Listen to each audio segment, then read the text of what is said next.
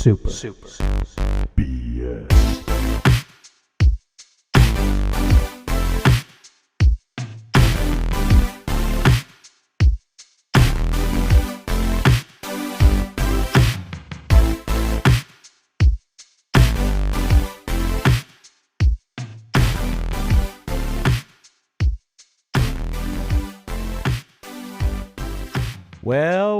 Well, we're back. It's I Lovable Baby Boy Brank, and we're Super BS, a podcast about video games mostly. Before I introduce these rowdy gentlemen next to me, I want to tell you guys to check us out on Instagram at Super BS Gamescast and shoot us a line at superbsgamescast@gmail.com.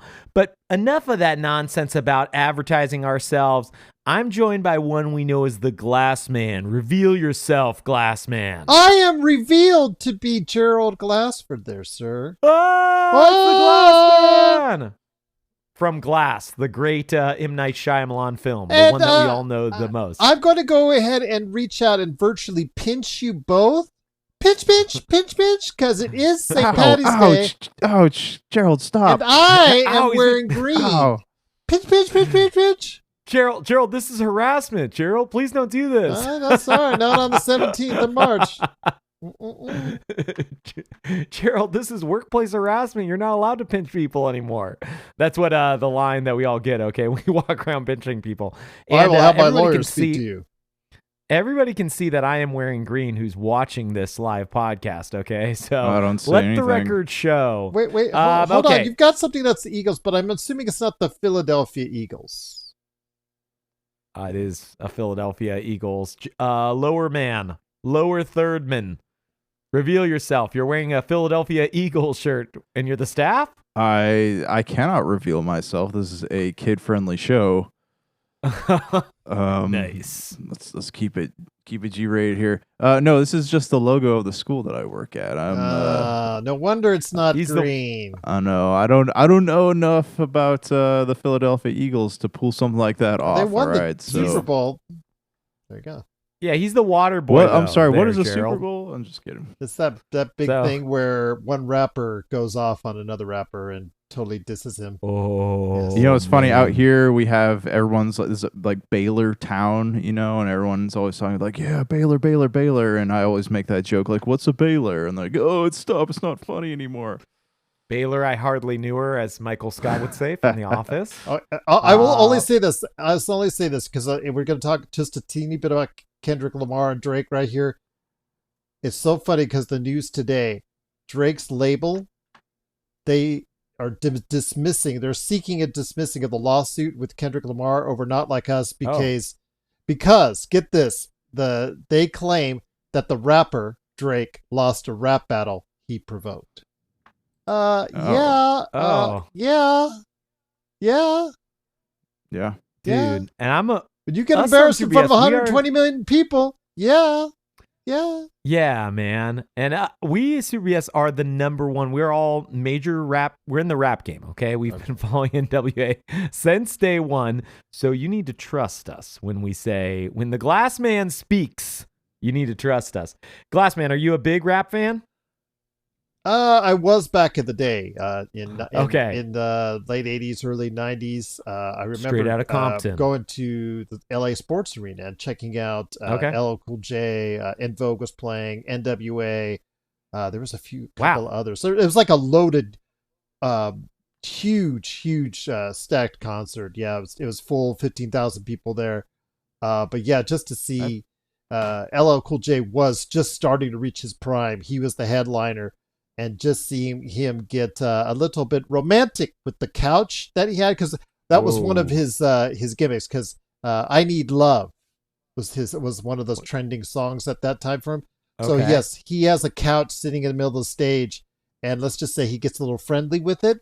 And oh my God, I cannot believe all the people were just going absolutely crazy.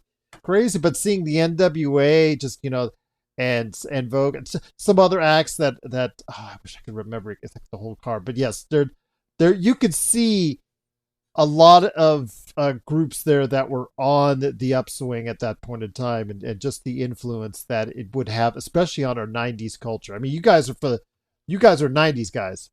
That's definitely 90s where babies. Yeah, that's where rap really came into play was and hip hop is in the 90s culture. Did he hopefully play Gangster's Paradise? No, it was early. He didn't. It was early. Oh, it was before. It was before. Oh, okay. Yes, it was before. Okay. It was before. It was right when Weird Al released Amish Paradise, so he hadn't come up with the parody yet. Gangster's Paradise. Yes. That's exactly how it works. Yeah, LL Cool J is a parody artist. Actually, Amish Paradise came first. Everybody just misremembers. Well, I want to show you. Knock you out, by the way. So I just wanted to go ahead, make sure you knew. Who's gonna knock us out? Mama said. Mama said. Okay. LL Cool J. That's one of his famous songs. I don't know that one. That one will get you pumping. If you want to, you run. Yeah. You want a song like for your home stretch? That'll get you pumping. You got to do that. I'll do that, man. I'll get that LL Cool J. Yes. Well, before we get into the best Switch games ever, and Super BS decides the top 5 by giving you our top 10 and doing some math, we got to talk about some of these rumors recently that are on the Bethesda front, and then I'm going to go over a little bit and of a what correction. I thought of the ending. Kind of Yakuza. Okay. Well, let's kick off the correction first, and then we'll discuss some of these rumors. What's this correction, Glassman? Well, we talked about it also on the Cosmos as well, the Xbox handheld, because we kind of framed it and referenced it as because based off the Windows Central rumors, which most likely it will play out to be true. And it's going to be more true because the Xbox handheld is not going to be one or the one that everybody was thinking as far as, the design leaks that we saw during the Activision lawsuit or whatnot. This is when they're going to brand their name and also the Games Pass and work it into an original or an existing handheld maker's that type of deal, like I don't want to say Steam. I don't think Steam will do it, but Rogue Ally.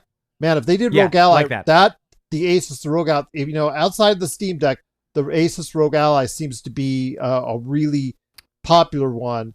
Or what are the other ones? Lenovo Legion Go. Yeah, There's I saw those at CES. Those are higher priced, and I'm not sure they give you everything you need. What do you guys think about the rumor floating around? I mean, this week it started popping up about a PlayStation Portable 2. Is it going to be like the actual PlayStation Vita and portable, or is it going to be another one of these? It's supposed to be like a PSP 2, and it's like white, and the I guess the grips look like a PlayStation controller. It's different from the Portal, right? It's different from the Portal. Only. I mean, it looks like the PSP, but it's like bigger and white, and like the D-pad resembles more of the PS5 controller. It's just, and it might just be a mock-up, but I mean, there's been a lot of people talking about it this week, just on different, off-brand. Are you sure they would be wise sites. to do that again? I don't know. The Vita, I love the Vita handle. I had it. I loved it. I just couldn't get enough games for it. And it they didn't make enough games for it. Proprietary issues as well. I mean, memory. I don't know. I mean, I really like the idea though now that Xbox is going to brand itself like if they do with Asus, the Rogue Ally is powerful. It's got a great screen, and if they brand it, and again. As I was talking last week, if I could do Games Pass, I could play PlayStation games off Steam, Epic, GOG. I could do my emulation all on one place, one handheld platform. I'm in. So it does sound, because I did read those rumors that you're talking about, Glassman. It does sound like it's going to be kind of what you want. The one thing that's been a problem with the Asus ROG Ally and the Lenovo Legion Go is the Windows UI is not really well designed for these portables. So I do hope if Microsoft actually is not just dipping their toes in and really ready to compete, that they build a UI that's capable of both giving these other storefronts the opportunity and also working with Game Pass. Would it be Windows 11, guys, or 12? I mean, that's the thing. If they make 12 more useful, kind of like a iPad tablet style screen, it could be good.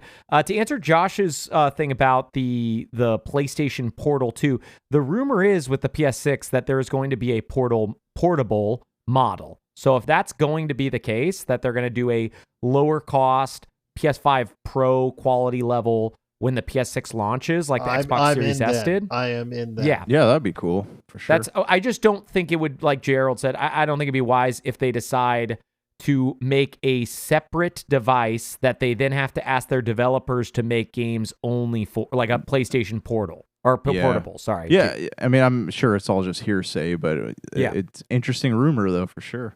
Yeah. And we've got the rumors are abounding this episode. We'll start with the first one, which is the quickie, which is, I guess, Starfield's coming to PS5. Big whoop. I think we all knew this, right? I don't know if you guys saw that the creation engine for the modders came out with a PlayStation logo, not just Xbox and PC. But I think the biggest rumors, and the one I'm going to share my screen, okay, so you guys can see all of this cool goodness for it, is the one that's going to eat up Gerald's life. The rumor that in just 1 month, in April, we are going to see the Oblivion remake or remaster. We're not quite certain. This is a video of the Sky Oblivion, if you're watching. Sky Oblivion, which is the modders who use the Skyrim engine to make Oblivion in it. But Gerald, if this comes out in April, obviously it's going to be Game Pass. Are you going to play it again, even though you just finished it? Okay, wait. Can I interrupt for a second? Is this sanctioned by Bethesda? No, the Sky Oblivion is a totally free project. And trust me, Bethesda, and they've had issues with them Microsoft on this. and everybody. But this has been a labor of love for the people behind it. But I think it's a totally free mod. I think it has to be a free mod. Yeah, it has to be because and they don't sanction this podcast either. They take donations through other ways, but you cannot. This will be free of charge when it comes out. Okay, because I was under the impression that Bethesda was actually releasing an Oblivion remake to counter this. So I wasn't sure what. I don't know if it's to counter this. This has been in development for forever. And but if you remember, also during the the court case, if you remember, one of the other things that leaked besides the Xbox handheld was also the fact that Bethesda was working on an Oblivion remake. That was also, and a Fallout 3 remake, by the way, which we still haven't seen. So if this is true and comes out, we might get it. I love Fallout 3. I love the TV series. I'll give you that. New Vegas is good. New Vegas is good. You didn't like oh man, I'm gonna get his name wrong. Liam Neeson. It is Liam Neeson as the dad in Fallout 3. I love that game. I could deal with it. I can't believe you don't like it. I played a few hours of it, but it doesn't. Bethesda games connect with me more on a fantasy level than an apocalyptic level. I don't know why. It just seems like I maybe because the Bethesda. You guys know about the Bethesda deals as far as the certain nuances, NPC quirks, things like that. I guess all the bugs, I have more patience and enjoyment out of it from a fantasy Oblivion / Skyrim standpoint. Although I told you Skyrim, I got stuck after 30 hours and stopped playing it there too. Oh wow. Okay, I played that game for like 110 hours when I got it the year it came out. I played over 100 hours before I even started to go ahead and really actively finish the campaign, which tells you how much I enjoyed being that world. Yeah, I'm excited for Oblivion. I haven't touched this game since I had the 360, so I can't even remember when I probably finished it. I know I didn't finish it originally because I do hope with this remake remaster, they do fix the Oblivion Gate section of the game because that was very punishing. And in my opinion, it was the worst.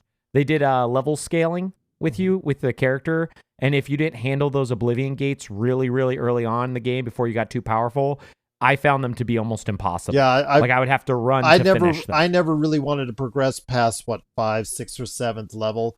I did, like you said, because you found those gates rather... It's challenging, but not punishing at that. But if you go, I imagine, because I've seen videos of people like 10, 11, 12 higher levels, and it's brutal. It is brutal. Yeah, it's a bummer that they decided to do that. I am hoping with the Oblivion Remake Remaster they do balance that a bit, because I have to imagine you and I are not the only people who felt that way, and I know the doctor feels that way too. Jank, since pretty much Gerald and I are sold, are you going to play this or no? Yeah, I'm still confused though. Is there a remake by Bethesda coming out, or is this just yes. No, I'm just showing you a video. Oh, gotcha. For people Okay. listening, I'm just showing a video of the mod for a remake or mod from Sky Oblivion. It's called the Gotcha. mod for Skyrim that will be. But that's Oblivion. done by it's completely. No, those are done just by that's completely independent different. people. That's but there isn't actual. I just wanted to show a video. Official Xbox Gotcha. going to be on Games Pass. Oblivion remake, remaster, whatever the heck. Okay, then yeah, I'm on board. I liked Oblivion. I didn't put nearly as much time into it as I did Skyrim, but I really did enjoy Oblivion quite a bit. Yeah, I'm pretty excited. If it comes out in April, which kind of would be mind-blowing only because they are also getting like Gerald, it would be our mind will be blown. They are getting the co-marketing deal with Expedition 33, and then South of Midnight is a Xbox exclusive. And so then you have the does Doom, come and then out you have Doom coming out in May as well. So I don't know. Would you? I would wait. I would wait till June. I'd put it on June when you have nothing, right? Or July like, wait or till August. you have June, July in that summer period. I hear you. Yeah. Because, I honestly, if I were them, I would do June because PlayStation has Death Stranding 2 and Microsoft has nothing, right? So it's like, why don't you put something out at least to counterbalance things? But if the rumor's correct and it comes out in April, I personally think that is a terrible month to drop it, as it's the biggest Xbox month I can think of since November of 2021 when Halo Infinite and Forza Horizon 5 came out. Well, I'm not going to argue about it because remember, there was a dearth for Xbox for quite some time, and now we're getting all this good stuff. I am now 27 hours into Avowed. I ain't going to complain about that anymore. I understand people say, "Oh, that's too much Microsoft, too much Xbox." A lot better, yeah. Yeah, you beggars can't be choosers. Do you want it one way or do you want it the other way? So I'm not going to complain as in like I would rather have it than not have it at all. I just hope by like a strategy position. Oh, no, that I they agree think with of you it, there. right? There, I agree. Because like realistically, like you, me, we all won't have the time to play one of those games. So if they release them all in April, it's like, well, okay, I'm going to probably skip South of Midnight then, which is a game I would definitely play, but it's like I would rather play Oblivion because it's just a game I know really well and I haven't played it for 10 years, and I love that style game. But before we get to our Switch list, I gotta talk about the ending of Yakuza Pirate. Okay, it was a very, very, very great game. I'm not gonna spoil the ending, but I will say it was easily one of my favorite games I've played this year, if not my favorite game currently. If you're looking at the screen, you're seeing all this piratey goodness, okay? It's mainly just a game of games, though. It is full of mini games, full of just recruitment and building your team and doing all these fun things. The ship combat, you take it or leave it. The story is probably one of the worst stories I've played in a Yakuza game recently, but it's still relatively decent compared to most video game stories. But overall, it's just a fun game. If you want to go play like a decent game with pretty good golf minigame, it's got that. You want to play a good game with fun baseball minigame? Has that. Do you want to play a game where you're like going through arenas and growing your characters and levels and stuff? You can do that. You want to do a dating minigame? Got that. You want to just befriend a ton of people on the island? Definitely there. You want to play darts or pool or shogi or mahjong? It's all in there, right? Like it is the game of games. And I got 100% of the achievements, which I have not done in a long time for any games. And I played it for about 32 hours. It was so much fun. Is this a continuation of Like a Dragon, or is this, of the... No, it's a spin-off. Okay. It's a spin-off of Infinite Wealth, the final one. But they do reference things from the previous Yakuza. What was the trailer that we saw where we had the antagonist from Like a Dragon walking like nude on a beach?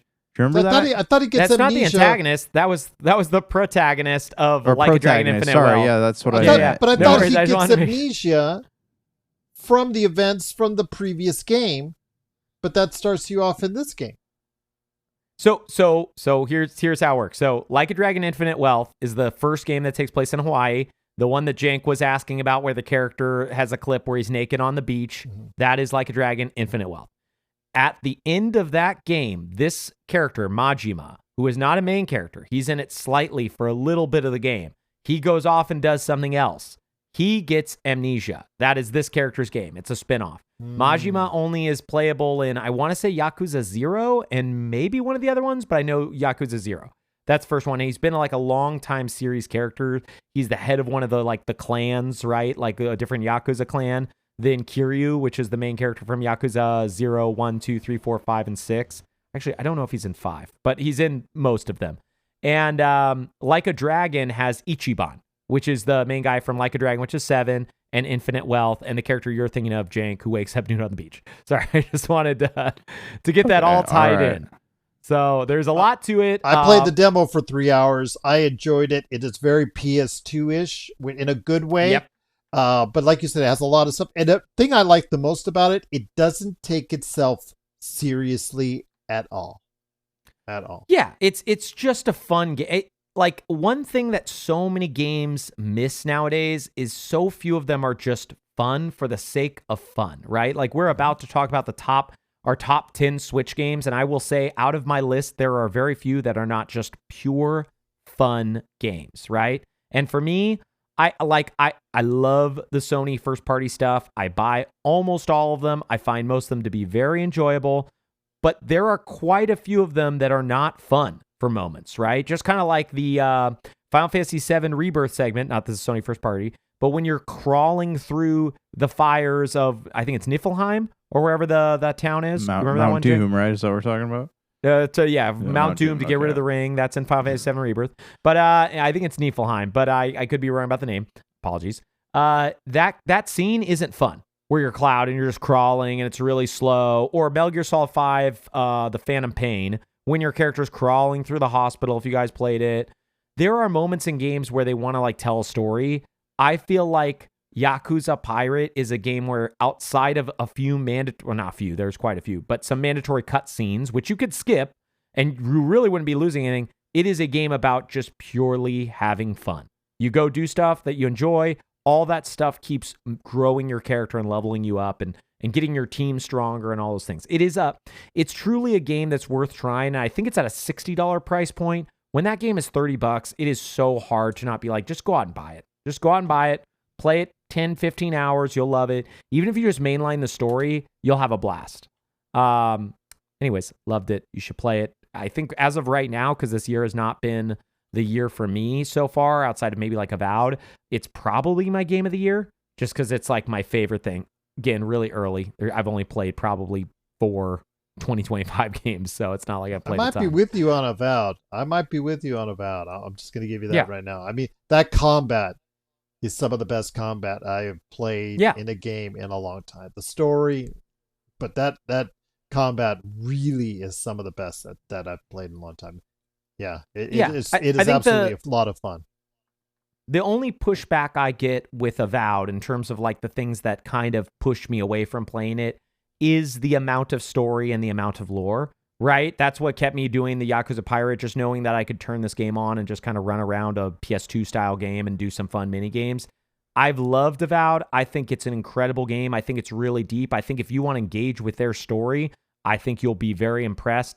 But I will say that is the one thing that's been kind of pushing me away from it, is just that story and just like how much of it there is, right? Because sometimes I just want to run around and hit things nowadays, and it's not really a run around. You can play it that way, which is kind of how I'm playing it, but it's not really designed to be played that way, right? Like they want you to wonder who the I can't even remember all the different races of people, but who all those people are. You know what I mean? They want you to wonder who Yatsley. They want you invested in the lore. Yeah, I mean that's why they have the dialogue line, history, which I think is so clever and so good.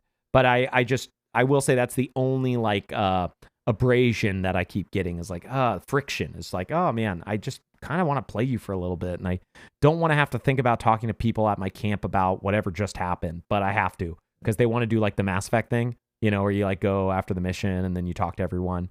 And thankfully the party's only like 4 people total at max, so it's not like you have to worry about like Mass Effect 2. I feel like every mission I played, I'd be spending 30 minutes on the ship between each mission. Did you guys ever feel that way? Yeah. Yep. Well, because they wanted you to go by and get all the different dialogue options and see, develop those. Yeah. And when I was much younger and had the time, I loved it. I loved running around and doing that. But a game now where I have to spend, I mean, Avowed is way better, probably about 10 minutes, but still 10 additional minutes between like each story segment just talking to people isn't always my favorite. Again, this sounds like a lot of criticism. Avowed is either my second or number one game of this year so far, so not a lot of criticism. I think it's really great. Okay, before we begin, Gerald, you have a rant about the Nintendo Switch. No. We start talking about just you go with the thing, and when that my turn comes, I will rant then. I'll rant. Okay. Well, we are going to do the exact same style of top 10, which will create a top 5 list that we've done before, where we will each bring our separate top 10 games of the Switch, the entire console lifecycle. There's only one more game waiting to come out, Xenoblade Chronicles X Definitive Edition that we know of, and Metroid Prime 4, which is probably going to be a Switch 2 title as well. So pretty much the games have all come out. Those games will be calculated into a very difficult math algorithm, one that only the greatest scientists on Earth can barely figure out after years and years of practice and training. So we are going to do this math that's going to be hidden that you won't know. We're going to go round robin style, where I'm going to go Brank, Jank, Glass, Brank, Jank, Glass, Brank, Jank, Glass. Maybe we'll do it Snake, Brank, Jank, Glass, Glass, Jank, Brank, all the way till we get to the top, okay? But before we start our number 10s, we got to do some honorable mentions. We don't need to spend a lot of time on these, but I made a list of all the Switch games I played that I cared about, and that list was 57 games. So I have to bring up a couple more than 10. I'm going to kick this off. This is before we get to the actual list. These have no number. There's no numerical score to these. The first one I want to mention, A Short Hike. One of the best indie games I have ever played. I finished it on Steam, Xbox, and Switch because it's that good. As you could tell, like, this is going to be a crazy top 10. I thought about it for a long time, trying to figure out what I could replace to get A Short Hike on there.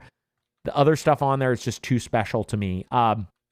You're a bird who goes to summer camp. You collect a bunch of golden feathers so you can fly and climb higher so you can get to the top of the mountain. Jake, before I let you do some honorables and Glass same, I'm going to just go through my other one just because it's super quick. Mario plus Rabbids Kingdom Battle. I used to be a huge turn-based tactical RPG fan, and this game came out at the right time. August 2017, the year of the Switch launch. It was just wacky enough and fun enough that I could not wait to play it. I still think it's one of the better Switch games. And if you guys remember the incredible Switch trailer that they had at the original showcase, which I'm putting up on the screen now, I believe it's one of the mini games. I can't remember if it was represented in this one, but this was like the hey, here's all the games. Here's the cool stuff. We got Splatoon 2. We got Super Mario Odyssey. We got all these things. Mario plus Rabbids Kingdom Battle came out at an absolutely stacked first year of the Switch. I'm not even a Splatoon guy. And you just like look at this trailer and you got Octopath Traveler, you got Dragon Quest Battles or whatever it was called, where it's like the Musou game. You got the Dragon Ball Zs, you got the Xenoblades, you got all this stuff. But anyways, Mario plus Rabbids Kingdom Battle, excellent game. There were some other ones that were way too good. Jank, Gerald, Glassman, you got any, Jake, you want to start it off? You have any honorable mentions? Okay, so I wasn't sure. Cat Quest, was that an exclusive? Yeah. No, okay. It's not exclusives. And it doesn't have to be exclusives. These are just the games where our heart is connected to the Switch. But no, it was not exclusive. Okay, all right. Well, I want to call out Cat Quest and Oxenfree were actually two games that I really enjoyed on the Switch because I was doing a traveling classroom for my work, and so I had those two games and I was sitting there playing them. Not doing your job, you were just sitting there. Well, it was a week-long trip, so I was just sitting there at night playing those Switch games, unwinding. Oxenfree was a very unsettling game, and that was all thanks to the soundtrack, so I thought that was pretty great. And Cat Quest was just one I picked up when I was bored, man, and ended up liking what I played and staying for the rest of it. I liked Cat Quest. I only played probably about 6 hours of the first one, but I definitely enjoy that game. Any other honorable mentions? No, it's what? Oxenfree and Cat Quest. I love those two. I love those for you, okay? Okay. Glassman, you got any honorable mentions? The only one I will mention is TMNT. Okay. Which one? Shredder's Revenge? Or? Yeah, Mutants Unleashed. So. Oh, Mutants Unleashed. I actually don't know that one. Yeah. Is it like was it a fun like beat 'em up? I Yeah, assume, or it's just beat 'em up. Just it was all right. It was all right for what it was. Not great, but okay. it's not going to make it. It was fun for what it's a nice time killer, but it's something that because you're playing it on the Switch, you're not. It's not graphically Not your primary intensive focus? Oh, it's okay. not going to kill your horsepower under the hood for the Nintendo Switch like most of these third-party games, which is something I'm going to address here in a second. But yeah, it's for what it was. It was a nice nice game. Just again, if you really want to see, it is a beat 'em up, but it is probably it's not the TMNT arcade beat 'em up that you know well. It's more they try to do a couple different things from it from a different perspective. But yeah, it's all right. It's all right for what else. Okay.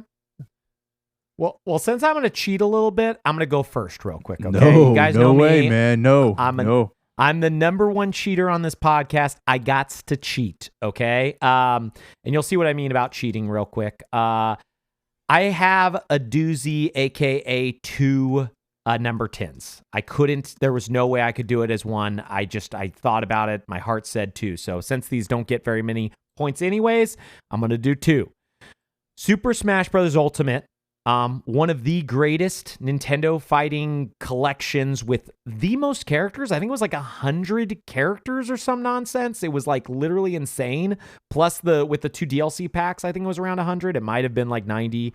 But it is an insane lineup of characters from Sora to Cloud to Sephiroth to Snake from Metal Gear Solid. It was Banjo-Kazooie. I mean, it's mind-blowing when you actually think about how much they stuck in that game. Now, was the story single-player stuff great? No. That Smash always kind of blows that. But it was incredible. And then the one that I was almost about to edge out, Smash Bros. Ultimate, but I couldn't, but I had to get in there, Metroid Dread. Technically called Metroid 5. It is the sequel to Super Metroid. I think it's the sequel to Super Metroid. It's either that or the sequel to one of the Game Boy Advance games. But it is the 2D Metroidvania, I guess now they're like calling it style games. It's just so much fun. I remember when it came out, I want to say 2021. And I just blew through that. It was one of my favorite games of that year. And one of the best games I played in a long, long time.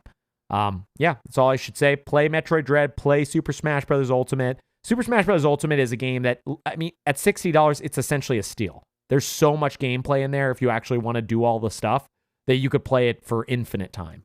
Yeah. Okay, we're going to start with Janky next. Jank, give us your number 10. My number 10. All right, I got A Short Hike. That was, as Nice. you already named, man. I think you were the one that told me about it. And I love that game. I was, it was one of those games where the soundtrack and just the sound of the wind going through the screen and I don't know, just everything about it was super relaxing. And I spent a lot of time after that trying to find games that were similar to A Short Hike. And nothing ever quite scratched the itch. And anytime I've actually played it a few times since starting it, so definitely one of the great ones in my opinion. Yeah, I mean the closest games I can think of to A Short Hike are a Little Kitty Big City and Lil Gator Game, and they're both a lot of fun, but neither of them are as magical as A Short Hike was. Yeah, Short Hike is it's probably about 2 hours, 3 hours to play through if you're just going to mainline, probably even shorter than that, probably 30 minutes if you're mainlining it. But 2 to 3 hours if you want to do most of what the game offers, and probably 5 or 6 if you do everything. But man, A Short Hike is good. It was so good. Yeah. Gerald Glassman, what are you thinking about? Well, again, with the Nintendo Switch, it's something where I never fell in love with it. I have one. Had one for years. Spicy. The girls love it, but yeah, I never loved it because the fact I need some power under the hood. And if it's not a first party or indie maker, third parties just never knew how to effectively put their games, for the most part, onto a Nintendo Switch platform. And again, we've heard so many times and seen so many times. Like, for instance, Skyrim. We talked about Skyrim. My God, that thing when it first came out on I tried that on Switch. Chugga chugga. Chugga chugga. Chugga chugga. Yeah, that. Yeah. And I mean, it was really really disappointing. And a lot of third-party games that are, and of course, but that didn't stop them from putting it on that platform because they wanted to be part of something that was as successful as the Switch. So most of the stuff that I have as far as the games out there that I appreciated and enjoyed, and I don't think I have even 10. I think I have like 7. So you guys are going to have to, I couldn't even come up with 10. I just did not have, I will not look fondly as others back on the Switch. I respect it for all of it, did, what it brought to, the consumer base, how many it sold. You have to respect that. But for me, again, I wanted something more under the hood, and I didn't get it. I wanted a better experience when I was playing. But for indie games and first-party Nintendo games, it worked for just fine. It's just I wanted something more, and I just didn't get it ultimately. And I went back to console gaming for the most part. And outside of what my girls do on it, it just sits there gathering dust in the front room. So it makes me sad, my bro. But we'll get back to you then at number 7. That's why I really am hoping for an Xbox handheld that does the job. I'm sorry. I'm picky. I think you're going to have to reset your expectations of does the job. I think it will definitely be better than the Nintendo Switch 2, but I just don't think we're ever going to see. If you know what I'm saying. Well, you better be dropping that coin, okay? If it's got the Xbox brand on it, you better be dropping that coin. I drop the coin when I go ahead and spend my Bing points on Game Pass. But I will go ahead and say, for now, at number... let's get to you. Let's get to you at 7. Let's get to me at 7. We'll bring you in at 7. Yeah. Okay, so Janky, what is your number 9? My number 9, I have Xenoblade Chronicles 2. So this was the first RPG I played on the Switch, and this was a birthday present, and I remember sitting down, had no history of the Xenoblade Chronicles games, but found it to be a very relaxing play. I don't know, there's something about, like, it took me back to the days of, like, Final Fantasy X, where you're running around, there's green all around you, you don't have this deserty looking world, and I don't know, I enjoyed it. It actually made me want to go play one of the other games on my list, but we'll get to that later. Okay, well, this one, because I'm a big fan of show and tell, I'm going to show you guys while I tell you my number 9. I'm not going to be doing this for all of these, so don't worry, but this one is, it's beautiful enough and a lot of fun. I wish it was higher up my list, but there's just some super heavy hitters. This is Kirby and the Forgotten Land. Boy, oh boy. That is, I don't think I've actually enjoyed a Kirby game since the original NES title, but Kirby, the Super Nintendo title, Kirby Superstar. That was one of my favorites in the Kirby Dream Course. But for the last couple generations of Nintendo consoles, I really struggled to like Kirby games. And even when I picked this up, I was worried I was not going to enjoy it. But once they put Kirby in a 3D environment with really strong platforming and really funny mechanics, you'll see in a moment if you're watching us live that Kirby sucks up a car, right? Like, that's just a very funny image of what he actually looks like as him as a car. And I'm going to speed ahead just in case you guys ain't ever seen that before. And I guess it's not in this trailer. But anyways, there is a lot of really, really great moments. It's really enjoyable. I don't have any children, but I've heard the co-op is a ton of fun with little ones.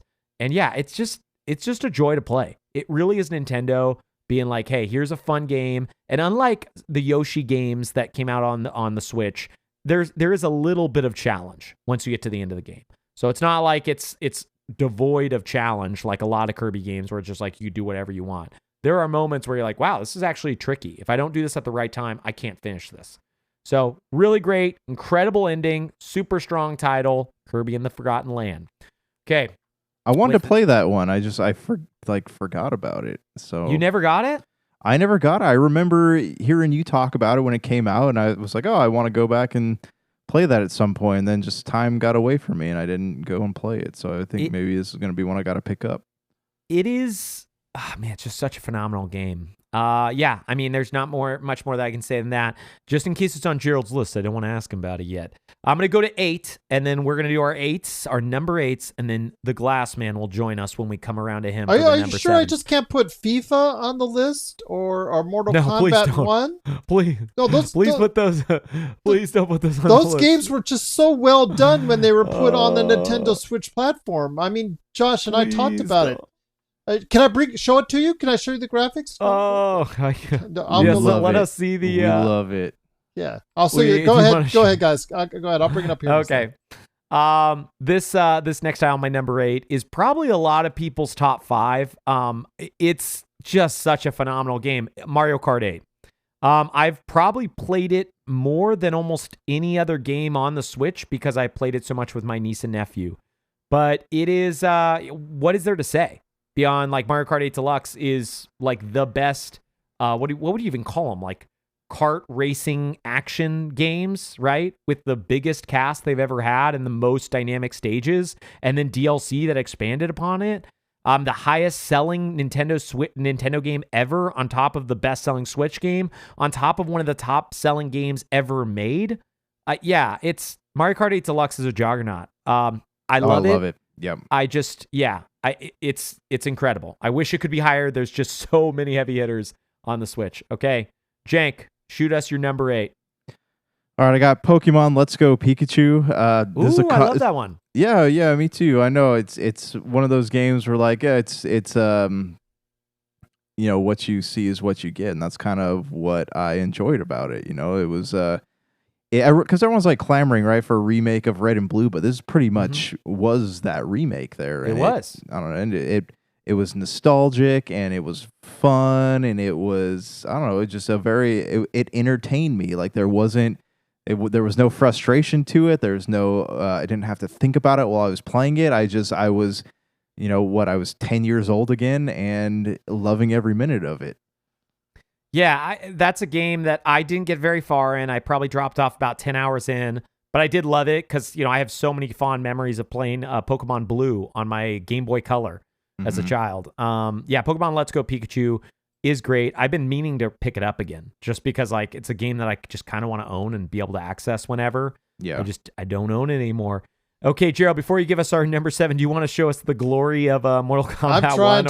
I'm trying to find where it's not just a comparison because most of them are just like that you can find on YouTube like, wow, this is what it looks like on PS5 and then this is what it looks like on Nintendo Switch. So I'm trying to find you one where it just is like shock and awe. Oh, where someone's not actually made a video just to make like extra sales. Yes. I mean, I think this one on my screen right now is probably, and I'm going to share this with you guys. That first one that came out, the one with the what's the one with the delay with the teeth and whatnot? Oh,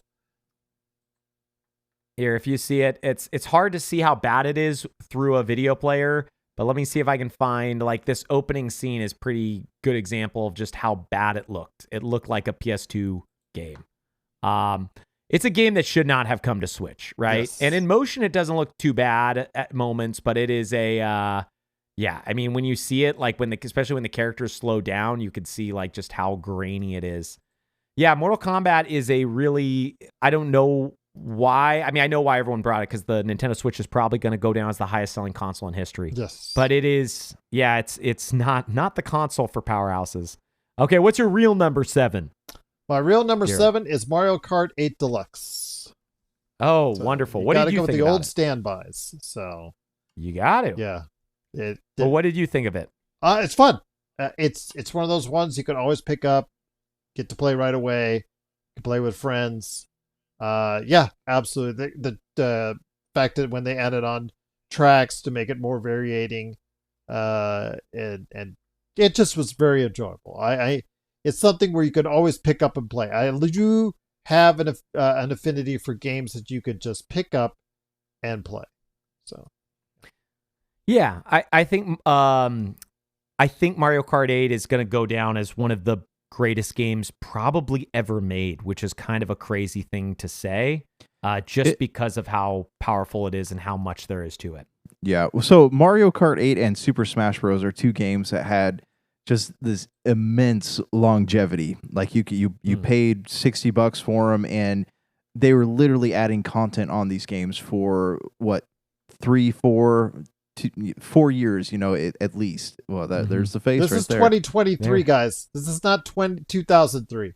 That's 2023. Oh, it's 2023. For some reason, I thought that was last year. Yeah, you are right. That is Mario Kart 8 Deluxe. That picture right there. That's the main character. That is that's awful. Mario. Yeah, it definitely does not make you feel hopeful for third parties on the Switch 2. But yeah, Mario Kart 8 Deluxe, just incredible. Jank, hit us with your number 7. All right, I got my number 7 is Mario Kart 8 Deluxe actually. So, oh wow, okay, yeah, we almost I we're all had it as 8. We almost pretty had it close. aligned perfectly. Yeah. That is crazy, man. It's such a good game. I'm hoping it ends up on our top 5. We will see. Yeah, you have anything else to add? No, I mean just what I said. It's a game that you paid $60 for, and it had years and years and years of replayability. They just kept adding content on it, and I don't know if they're going to be dropping new. That the rumors abound, man, with a new Smash and new Mario Kart for Switch 2, but I have a feeling that people will still be playing these games after those new ones come out. Yeah, are you sure I can't put Mortal Kombat 1 in there? Look at that! Look at that! That's just so awesome right there. I think those characters look like they're the best looking characters. Are you sure that's not an Xbox Series X plus PS5 Pro combined? Yeah, no, tell you GPU. High end system there. Yeah, it is a very, very interesting thing. This one, my next one, is a turn-based game. I loved them for a long time. I love Final Fantasy Tactics. This is, I believe, the better of the two. They released 2 of this series on the Switch. This is Fire Emblem 3 Houses. It was co-developed with Koei Tecmo, so Intelligent Systems is the developer for these games normally. But Koei Tecmo, the Dynasty Warrior people, created the open world section of it where you go around a school kind of like Hogwarts and like go and talk to your people and give them gifts and not level them up, but like do a bunch of these other things. And when you went into battles, all of your characters, even though it was one person, represented a full army. So you'll see in the screen when you're watching where somebody's fighting, there's all these people fighting with them. It was just so much fun. And it came out in a really slow year for the Switch, 2019, where really the only 2 titles were this and Luigi's Mansion 3. Another great game, but still this, and it was just, I don't know. It's been the most fun I've had with a Fire Emblem since Awakening on the 3DS. And really, Awakening was what spurned my love for the Fire Emblem series. And this is probably the only Fire Emblem I've ever finished. Such a great game. Cannot recommend it enough. That is why it's my number 7, just because the Switch was so good. Okay, so for my number 6, I am doing the first indie, I think, outside of a short hike that's been on our list for a while, Hollow Knight. I don't know if either of you blokes played this, but it is one of the best Metroidvanias. People be like, it's not a Switch game. It did come out on PC first, but it really blew up in 2018. Where did you play it on? It depends where I played it on the Switch. Yeah, there you go. That's why it's connected with the Switch in my mind. All these games I played on the Switch, right? There are definitely other games where you play elsewhere. Short Hike I played all over the place, but I played it first on Switch. Hollow Knight, for me, it's one of those games where I saw the direct that aired that summer. I downloaded it, and I want to say I put in about 20 or 30 hours I was on vacation at that time, and played through the entirety of that game. That game is so vibey, would be the common word now for it. It's just so much vibe, of an art aesthetic and a place. It is. Oh, it's a vibe, man. bro, man. That's my main thing, is vibing out and being all those vibes. Love it. But because I'm taking forever, I will stop there. Hollow Knight's my number 6. Jank, hit us with your number 6. Animal Crossing New Horizons. This is one I didn't. It came out during COVID. I remember I was gonna go buy it during COVID, but then I didn't end up playing it till last year. And oh wow, yeah, what do you think? I liked it. It's a very casual game. Like that's kind of where I'm at in life right now. Like I like the casual games where I don't feel rushed to play. I could take my time.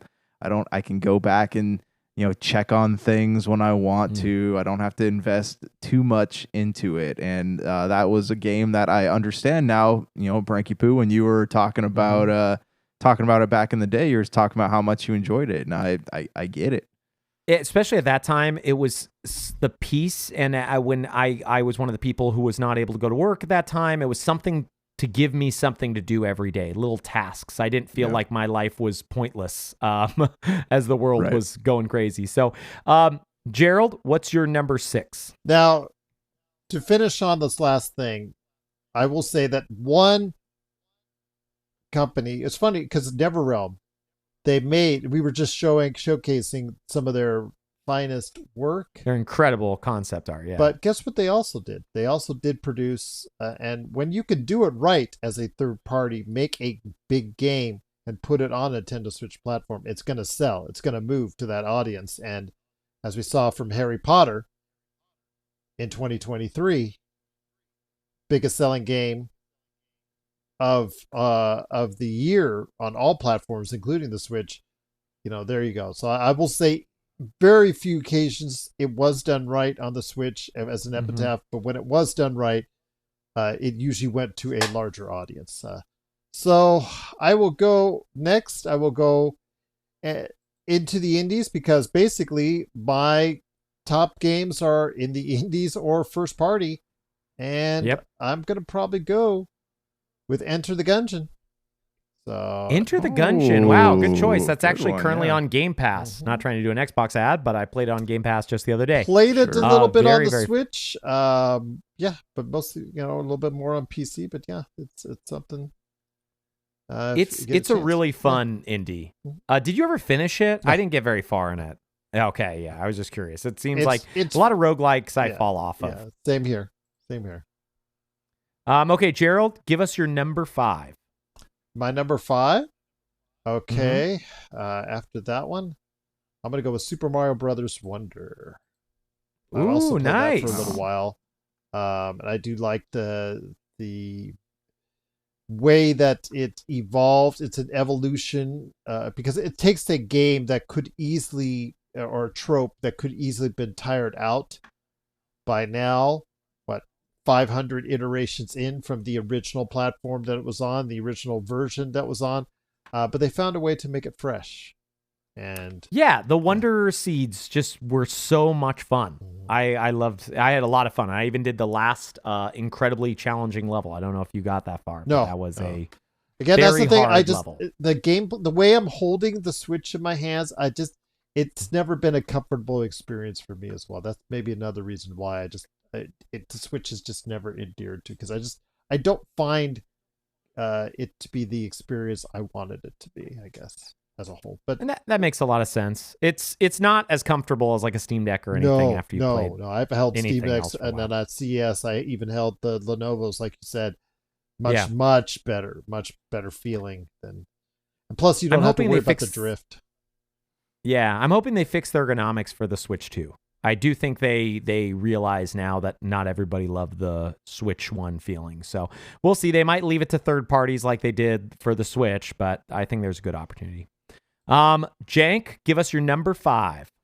Yoshi's Crafted World. And this is not one that I particularly loved. It's not one that I finished, but it's one that I played, and I needed a spot to fill on this list. So I like how you did that. You gave it more points than Mario Kart 8 Deluxe and Animal Crossing New Horizons, but you're like, I think it's way worse than everything. But whatever. That's just what I think. To be fair, my list was out of order. All right. Oh, you don't have an order list, which will hurt. No. It is ordered. I just forgot to shift this one to the end of it. So that's my bad. Okay. That's all right. I think all these games are still not going to make it in our top 5 once I do all the mathing. Okay, my number 5, which I'm praying makes it to our top 5 because it is, I think, the definitive indie for the Switch, Celeste. It is a game about anxiety. It is one of the tightest platformers probably on the Switch. I actually think, because I replayed on Game Pass recently, I think it probably holds up better than the Mario 2D games that are on Amazing Switch. Soundtrack. Yeah, incredible soundtrack. And it came out at a time, I want to say 2018, early on, where there just wasn't a lot of Switch. Yes, 2017 was a banger, but I want to say early 2018, people were like, what is the Switch really going to do, right? I think that was when we started to know that Smash Brothers was in the cards, but it just was like, okay, well, there's nothing coming out for a bit, and Celeste dropped, and it was just incredible. I didn't ever 100% it. The C-side tapes, after you get the A-sides, then the B-sides, were so hard, I didn't finish them, but boy, oh boy, is that game great. I'm going to give you my number 4, and as always, because I love doing this for some of my faves, I'm going to share the video clip of this one. This one is the incomparable Pikmin 4. I got a GameCube, I think in the first launch month, and my first 2 games were Pikmin 1 and Super Smash Bros. Melee. Pikmin 4 is what Pikmin was designed to be originally, as a game where you do not have to stress about the time. There's still time of days, but there's not a timeline where you have to finish everything within 30 days. It's not stressful. It's just fun. You go out there, you collect your Pikmin, you solve the puzzles, you get the different pieces. You can go through these little like dungeon roguelike areas. You keep getting people. You use some of the stuff to upgrade your characters. It is what Pikmin should have been at launch, and I cannot wait for Pikmin 5 or whatever next they make with Pikmin, which is something, because it took me a while to get Pikmin 3. I didn't get it till the Switch. And Pikmin 4 just really brought me back. Such a great game. Okay. What are you going to choose, Jank, for your number 5? Or sorry, number 4. Number 4. Okay, this one, Xenoblade Chronicles Definitive Edition. I know it's a remake, but this was probably one of my favorite games I played during the Switch's life cycle. As it was, it made my list here. But yeah, this was one that I don't know. It's just like I love games that have like little towns where you can go and buy things and talk to people, and then it has a big open world where you can go out and fight things like that. Really calls to me. It reminds me of my childhood gaming experiences, and Xenoblade Chronicles was a pretty dang big game, man. And I didn't get very far. It was fun. Yeah, I got about 12 hours in, and I keep meaning to go back and finish it. I just haven't done it yet, but I really loved it. Yeah, a very cool game too. I understand the people who don't like. I believe they had a new art style in the definitive edition on Switch versus the original, but boy, oh boy, it you could see why people really liked it on the Wii. I just never got it. I was kind of over the Wii by the time it was one of those 3 big JRPGs they were releasing on, I think, Operation Rainfall, Last Story, Xenoblade, and some tower game that I can remember. Glassman, hit us with your number 4. I'm going to put it in honor of my youngest daughter, who's still a pretty good Pokemon fan. I'm going to put, for varying reasons why, the Pokemon. I'm going to list it as a whole group, the Pokemon games on Switch. I'm going to, for Pikachu, let's go Eevee, Sword and Shield, and Diamond and Pearl, because she went through all of them, and even though she had particular critiques about the gameplay a little bit here and there, the graphics, whatnot, a little bit of slowdown here and there, still, when it comes to what she did, her attention span, paying attention, going through it, she went through every adventure, and I got to give it for Pokemon to be able to, keep her away from her phone for a while to go ahead and play Pokemon, all 3 of those versions that are out there. So, yeah. Do you remember which one she might have liked the most? Just because we're trying, I want to give them numerical. I'd say Let's Go Eevee. Okay, Let's Go Eevee. Okay, so we're going to give that to Let's Go Pikachu, because that is also the same family. That is crazy. This might upset the world, what is happening right now. Okay, Gerald, it is you again. Give us your number 3. My number 3. Okay. My number 3 is going to be something a little bit out of the norm, because I got a little creative with it. Super Mario Maker 2. Nice. I love that game. That's a good one. Yeah, because what you could do with it, what you create with it, and that simple platforming, it brings you can make it so it could bring you the nostalgic feels of what you experienced, or what I experienced so long ago with Super Mario. And yeah, so I'm just going to go ahead and say Super Mario Maker 2. I really had a good time with it. So the creativity involved is a lot of fun. It was a lot harder to create that than it was the Wii U version, but I will say I played more of the Super Mario Maker 2 on Switch, because it also had a campaign where you could go and play through like a set levels that were designed for you to play, which was a lot of fun. I finished that entire thing. Jank, hit us with your number 3 game for Nintendo Switch. All right, I got Pokemon Legends Arceus. Really? Did you play it? Yeah, I did actually. I played. Oh. I didn't finish it, but I played. I played quite a bit of it. I didn't play as much. I didn't enjoy it as much as you did, but it was one of those games I played probably 10 or 11 hours, fell off like all the other Switch games I get, and haven't finished it. But I fully intend to at some point. But yeah, I enjoyed it. I like the the world was interesting. The characters were interesting. It felt like they really put effort into it, as like some of the other Pokemon just kind of felt like they were coming off a factory line. Like this one felt like it had like heart put into it, which was cool. Yeah, it was definitely a very unique title. Boy, your guys' choices make me worried that the top 5 is not going to go any of the ways I was hoping it was going to go, but we will find out when we do all that number crunching. Now that we're in the top 3, I got to share this one. This game is, I think when people look back at the Switch, these top 3 that are on my top 3 will probably be the most remembered Switch games because they were just so iconic. And my number 3 is Super Mario Odyssey. I think it is probably the best 3D Mario ever. I grew up with Mario 64. I love Mario 64. This one is more fun. If you were just to choose one of the 2 games to play, this one is actually the very fun one that you don't have to be like nostalgia tinted glasses. It's just a fun game. I'll never forget playing it October of 2017 when it launched.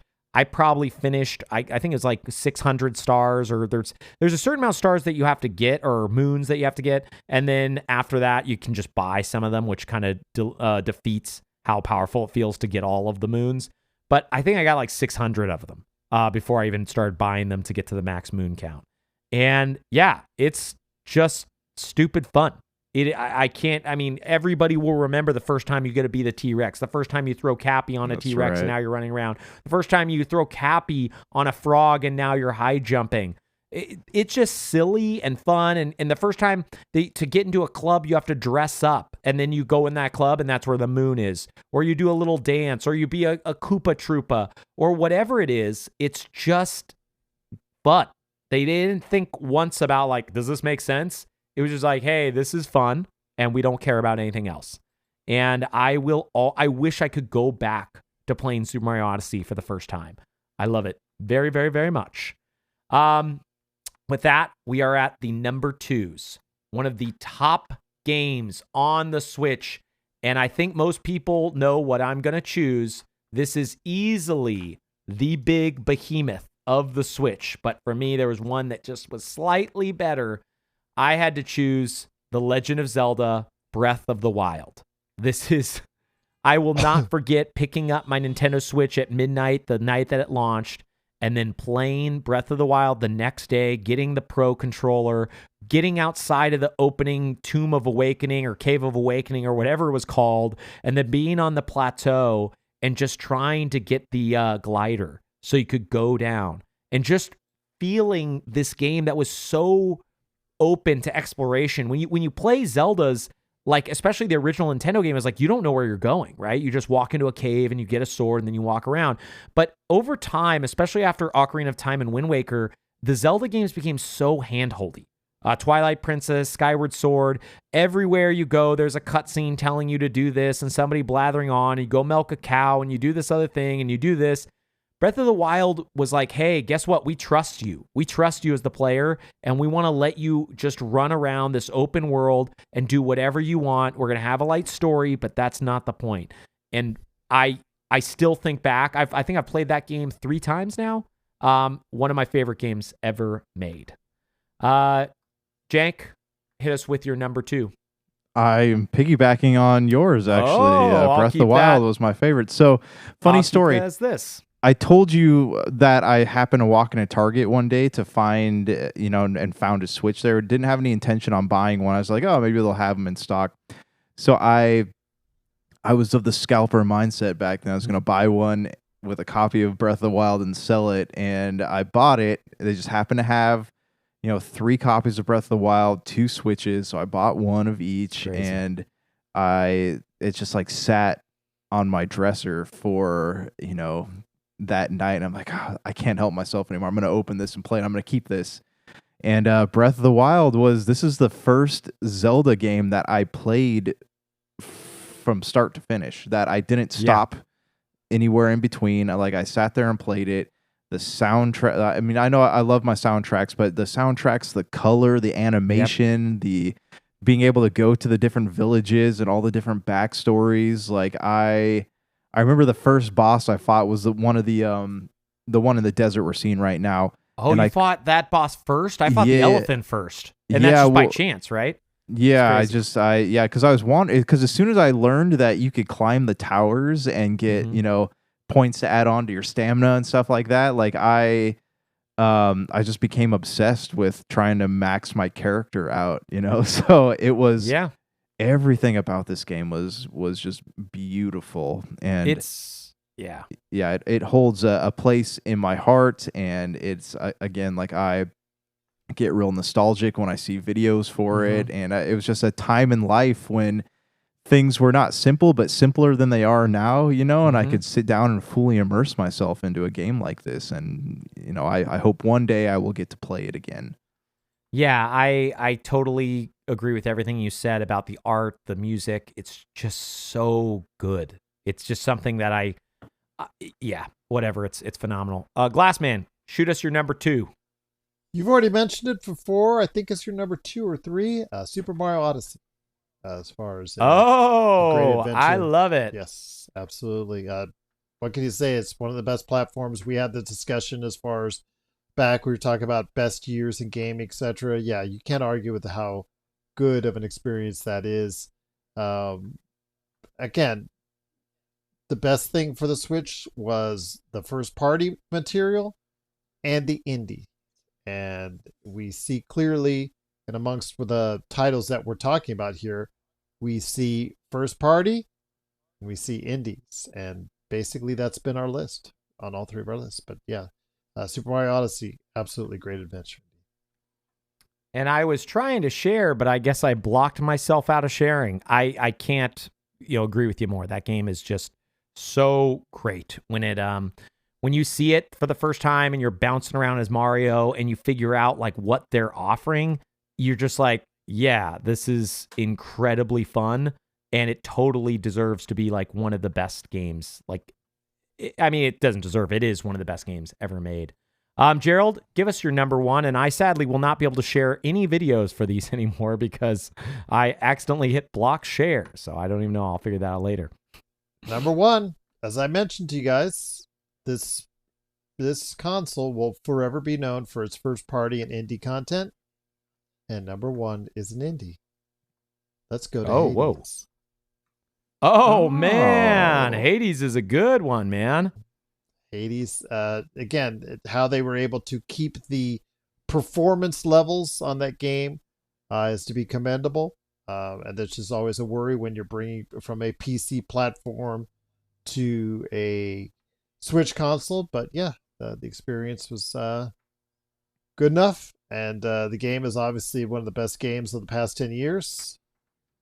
From an independent standpoint or what have you, it's definitely something that I think everybody should go ahead and give a try out. I've not tried Balatro out on it on the Switch. I've tried it only on Games Pass, so I guess you could say Balatro as well in that mix. But yeah, right now I'll just leave it at Hades. Yeah, Hades is. I did play a lot of Hades, and I want to say it was 2019 or 2020 when it came out. Yep. And I played a silly amount of that game when it came out. It was so much fun. Yeah, totally agree. That's a great number 1 choice. Jank, hit us with your number 1. All right, we've already talked about it, but I gotta say, Super Mario Odyssey. We had just started this podcast not too long before this game came out, and we were sitting there talking about our expectations for the game after we spent 5 episodes talking about Final Fantasy 15. Good times, man. But yeah, so this was a game. I got this in right before the week of Thanksgiving, and I was heading up to our place we had up in Yosemite. I just sat out, had a chair that overlooked the deck, and I just sat there and I played this game surrounded by nature, and I just kept going back to it over and over. I beat it probably in about 4 days, and it was an experience I will never forget. And everything about this game, I remember enjoying Mario games before, but nothing like this. This was 100% peak Nintendo. Yeah, I have to agree. It is like a kind of a time that, I mean, you think about 2017, the launch of the Switch, Breath of the Wild, Splatoon 2, Mario Kart 8 Deluxe, Super Mario Odyssey, Mario Rabbids Kingdom Battle. It's just, you don't get many years like that in games, right? Like even when I think of like the best years in other consoles, it's hard to compete with that, right? Like I mentioned, 2021 as being probably one of my most recent favorite Xbox years ever, because that was when they did Halo Infinite and Forza Horizon 5 back to back, and there was Psychonaut 2 and a few other games, right? But I still think that 2017, one of the reasons why I argued for it so hard not too long ago, is just because of the Switch and my feelings for it. It's just such an incredible console, man. It just really, really is it's special. Okay, my number one, which it makes me sad that neither of you had it. I was also going to show a video, but I can't do that either, which I will figure out that later what happened. My number one is The Legend of Zelda Tears of the Kingdom. I did not see that coming at all. That was just I was blindsided by that statement. Just kidding. I often talk on this show about like what my favorite games are ever. And I've mentioned before, Breath of the Wild probably was my favorite game ever for a very long time. And then Elden Ring came out, right? And Elden Ring, I was like, wow, this is just so exciting. And the combat, Legend of Zelda is not great for combat. So I was like, the combat is also so good. But really, it was Tears of the Kingdom that made me realize, like, Tears of the Kingdom is actually my favorite game ever made. What they do with essentially a known quantity, which is the world from Breath of the Wild, and how much they change it and how much they add to it and how creative they get with what you can build and what you can do. I hope I get another game in my life that I care about as much as that. I put 160 hours into that game within the 4 weeks it took me to beat it. I don't think I've ever done a full-time job with all of my other jobs before, like Tears of the Kingdom, but I didn't even want to sleep most nights. I just wanted to play it. It's incredible. It's one of the best. So we had a bit of a longer episode. I would have loved to do videos with this, but instead I'm just going to read them off to you. So our Super BS top 5 from number 5 is Super Mario Maker 2 and Pokemon Legends Arceus. Those were the number 5 games for the best Switch titles, and we got a few shared titles. Number 4, best title for Nintendo Switch by Super BS is Legend of Zelda Tears of the Kingdom, Pokemon Let's Go Pikachu, and Hades. That was the number 4 for the Super BS top 5 Switch games. And there's obviously more than 5. I think it's like probably 8. And then number 3, Mario Kart 8 Deluxe. We all spoke just super fondly of that. That is easily the number 3 best Switch game. Number 2, surprised me, Legend of Zelda Breath of the Wild. And the number 1 game that Super BS voted was the best, almost unanimously, it had almost 10 points higher than the next game on the list, was Super Mario Odyssey. I think when you like hear all those games and you hear our passion for it, you just realize like how powerful of a console it was, even though it lacked the power and graphical fidelity. It just did what a lot of other companies don't do, which is it focused on the fun. Yeah, love it. Anything else you guys want to add before we hit the road? No, sir. That was a good list. Our VH1 top 10 countdown. Oh, yeah. It's going to be awesome. Okay. Talk to you boys later. Peace. Oh, yeah.